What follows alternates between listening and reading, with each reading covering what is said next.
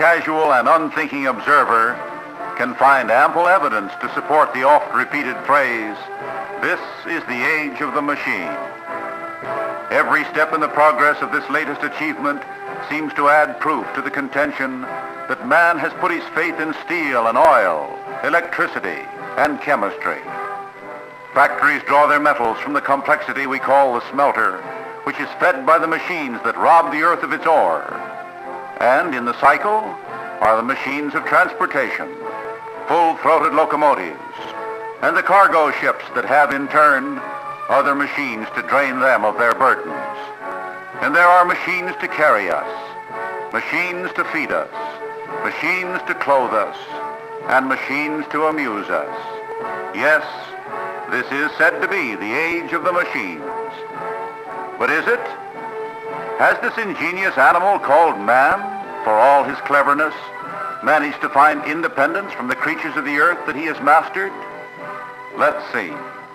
Let's take our laboratories, all our special and sundry knowledge of chemistry and electricity, and just for good measure astronomy. All of them together cannot do for us what one of our most dependable servants accomplishes at least twice a day. I wonder where our vaunted machine age would be if such herds as these were suddenly to disappear from the broad fields of the world. Or if this solitary bossy, who comes close to being a member of the family, had never existed. No intricate complexity of test tubes and cylinders has yet been devised to yield the precious food that she gives. Nor does our cattle's contribution to mankind stop here. Beef, as we have come to realize, is far more necessary than automobiles. And even under the terrible pressure and urgency of war, animal leather has not been duplicated by man and his machines. Let's see what this lady, her uncles and her brothers and her sisters and her aunts, in fact, all the cattle in this country did for us last year. They gave us nearly 12 billion pounds of beef and beef products.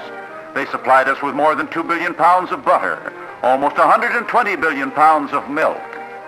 For our shoes, 17,662,000 hides were tanned, and another 9,450,000 went into the handbags and innumerable suitcases, briefcases, and all the leather goods, without which it would be very uncomfortable for man to work or play. And this intricate and deadly machine of war would have a bark no more ferocious than a puppy dog's, if it were not for the glycerin that one day will come from the fat under this animal's sleek hide. These machine men never stop to think, but much of their equipment owes some of its excellence to our cattle. Yes, here are servants upon whom we depend greatly, but there are others equally necessary and equally dependable.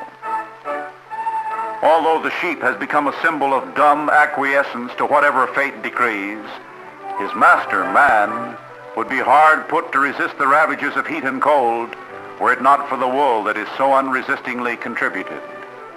Last year from this country and Australia and other sheep-raising countries, well over 4 billion pounds of wool were clipped for our soldiers and the civilians of the world. And who is that who so joyfully helps the herdsman with the strays? We'll get to him a little later. To the credit of the sheep must be laid a whole machine world, peopled with thousands of workers and acres of looms. Indeed, between the wool and these machines was born the Industrial Revolution that continued as we put more and more of our dependence in greater and more complicated machines. Suppose we take the average man just as he stands and see what he would look like if he were penalized by having everything about him which comes directly or indirectly from animals taken from him. First, his hat. It is made of felt that is made of rabbit hair. No rabbits, no hat. It's almost time for lunch. Let's check with the wristwatch. But no horsehide or cowhide or pigskin, no wristwatch strap. And now, most embarrassing of all, that comfortable wool suit. No sheep, no wool. No wool, no suit.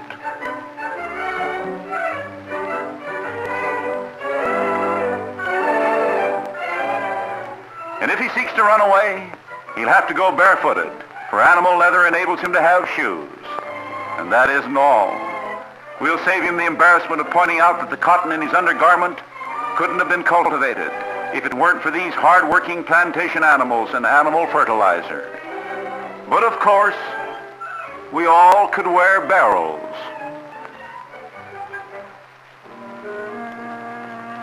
Here is another subject of this animal kingdom, perhaps the most optimistic of them all.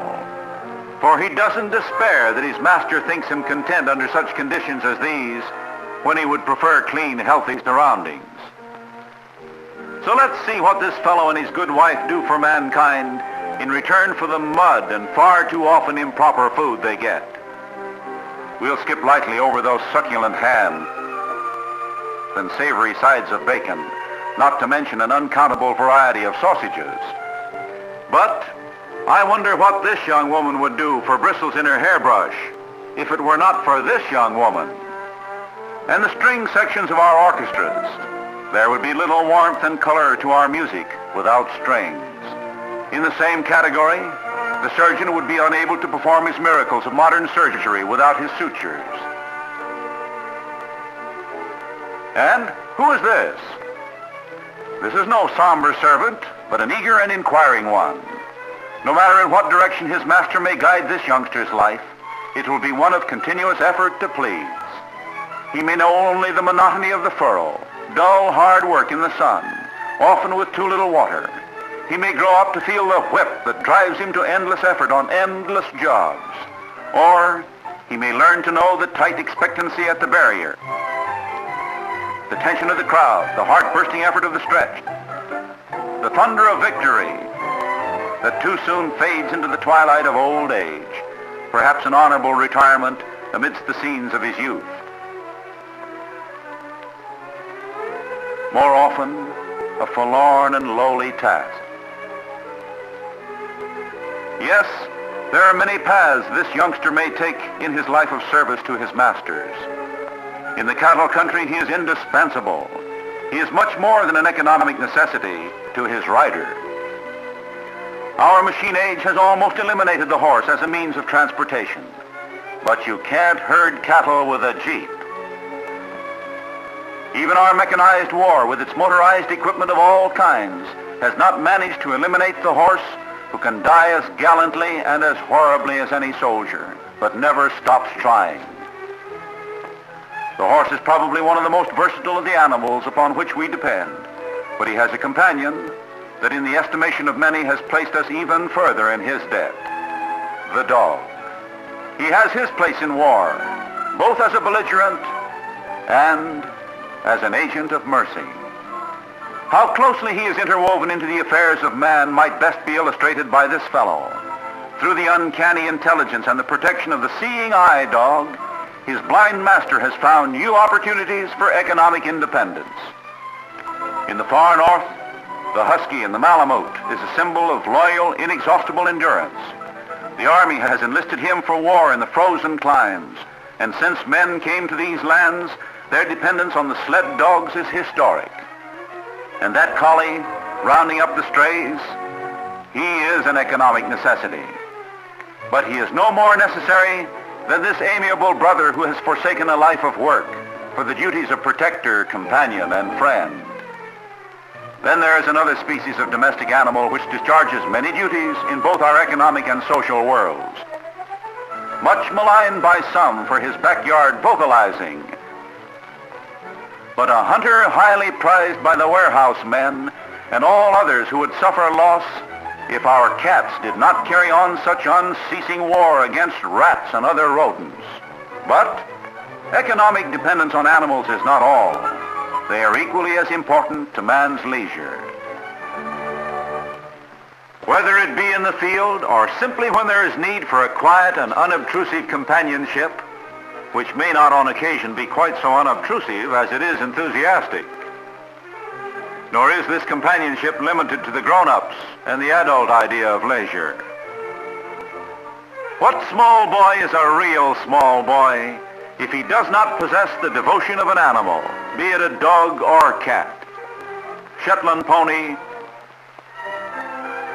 or just goat? Even that complex machine, the airplane, does not afford so thrilling a ride as this equally complex but generally more docile means of transportation. There seems little room for argument. The animals we have worked into our civilization, they are necessary to that civilization from both the economic and social points of view. We could no more do without them than we could do without our machines. But, and this is a very big but, because our animals and our machines have been completely accepted, they pay a heavy penalty: neglect. Or call it carelessness, a trait, incidentally, that seems to have been left out of the animal kingdom. Whatever the name, both our economy and our society suffer immeasurably by this indifference. Let's take the classic example. Perhaps it's ignorance or simply greed that overloads this humble beast. Whatever the reason, this load will not reach its destination on time if it ever does. The cruelty speaks for itself. Or another simple lesson in the humane economics of proper inspection of cattle cars. It was carelessness that did not eliminate this nail, this broken board. Such indifference seriously reduces the weight of the beef steers during the long shipment to market. Sometimes the quality of the meat is impaired, for wherever a nail jabs into a flank, the resulting injury destroys a portion of the flesh. And there was a day when no water was given animals, and this carelessness continued despite reduced profits to the cattle raisers.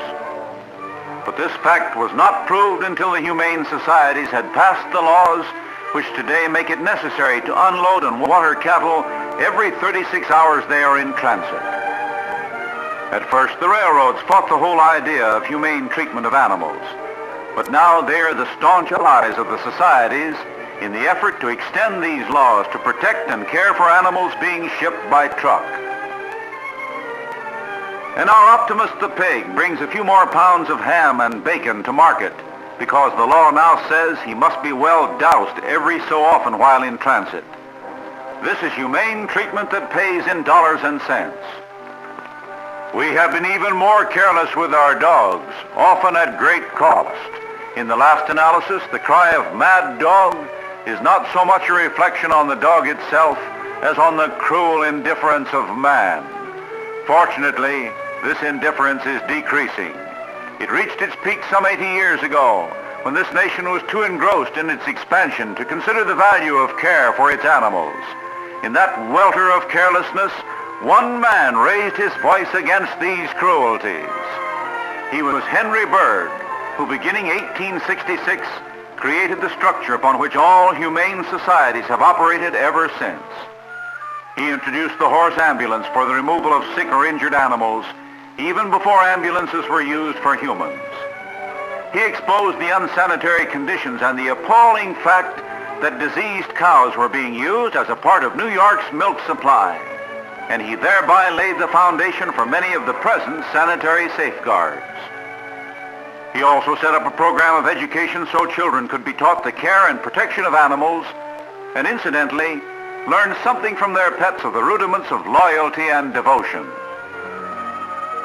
Almost simultaneously with the Berg's founding of the American Society for the Prevention of Cruelty to Animals in New York City, came the organization of the Massachusetts Society for the Prevention of Cruelty to Animals in Boston, the Pennsylvania SPCA in Philadelphia, the San Francisco and Illinois societies. From these centers of energy and others, like the New Orleans Society and the Anti-Cruelty Society of Chicago, and the Animal Rescue League of Boston, which was particularly active in organizing shelters, the humane movement spread throughout the country. Presently, it became apparent that a national organization was needed. Consequently, the American Humane Association, with headquarters in Albany, New York, was organized in 1877. Its activities are numerous because there are many phases of the nationwide efforts to improve the condition of our animals.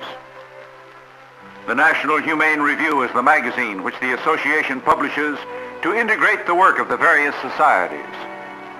One of its more active committees is charged with providing assistance in both the formation and maintenance of local humane organizations.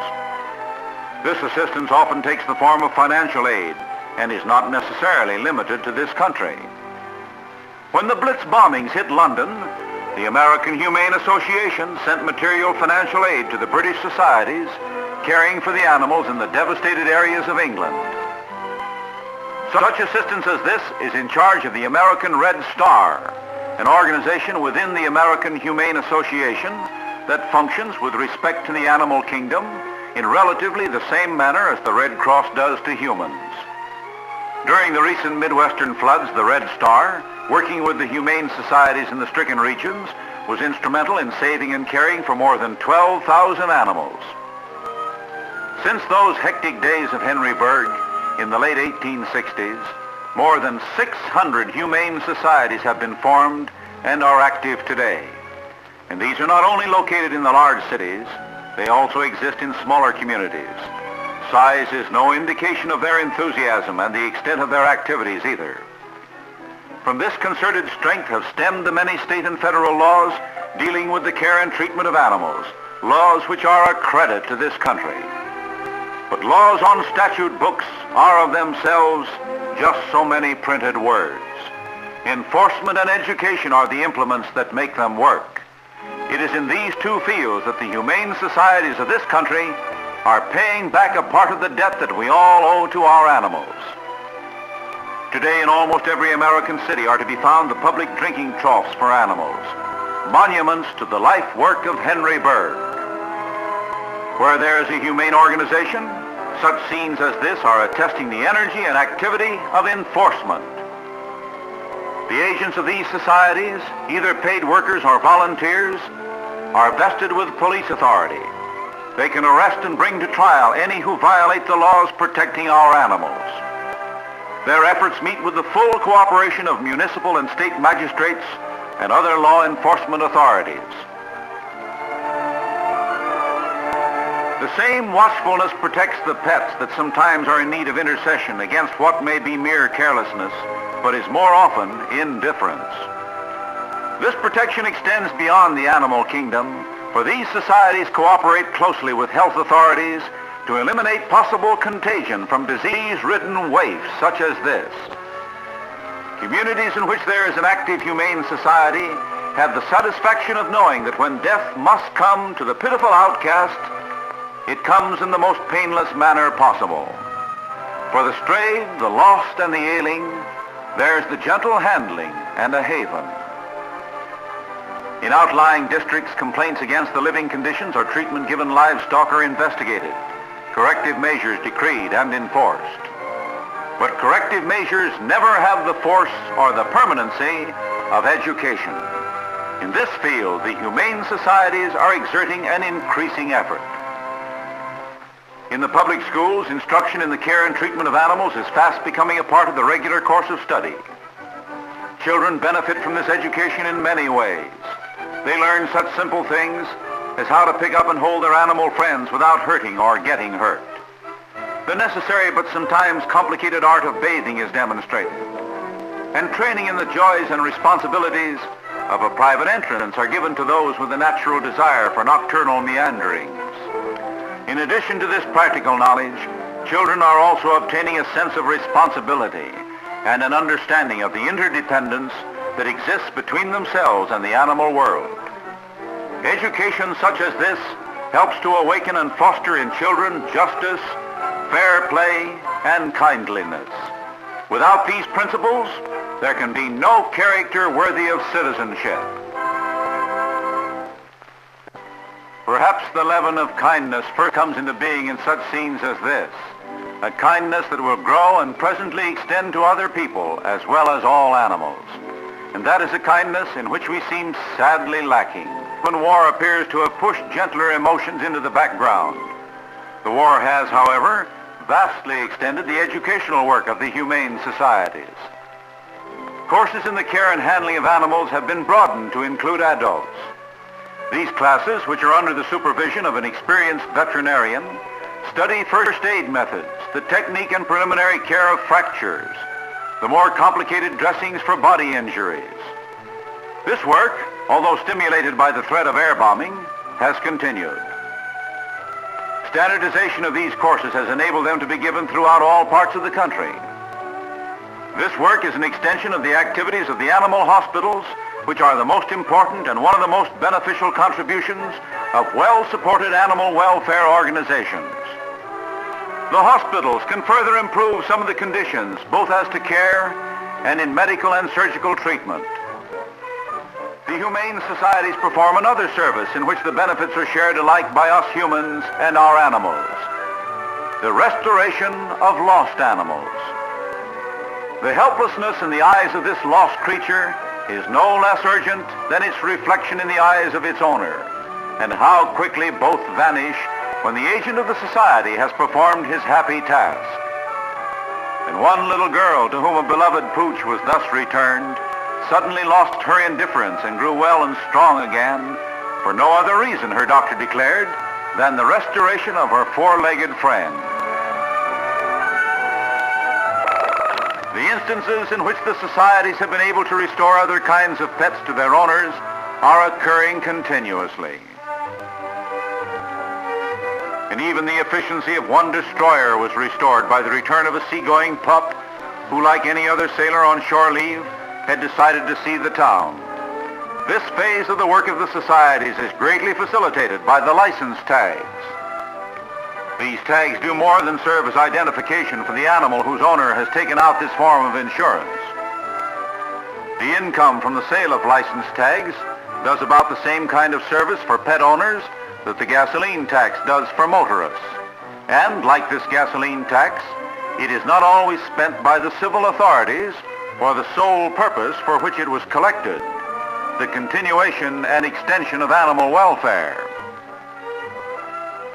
But the work of the Humane Societies is going forward and expanding, and must continue to do so, because it is based on an undeniable necessity. It is the necessity that, as hurried as we are, as preoccupied as our machine age compels us to be, we cannot, for our own sake, ignore our dependence on animals, whether they be the herds on the ranges or the quiet regiments of the great dairy establishments, the undulating flocks, or just plain Fido, whose urgent devotion is a symbol of the willingness of all animals to do the best they can for man. It is to be hoped that someday every one of us will do the best he can for our animals. For the present, the animal welfare organizations are utilizing every ounce of public support in their effort to balance the ledger of human indebtedness. But even greater contribution to the support of these organizations is not enough. Every one of us must find the satisfactory answer to this question: what am I doing in my community today to improve the condition of animals in the service of man?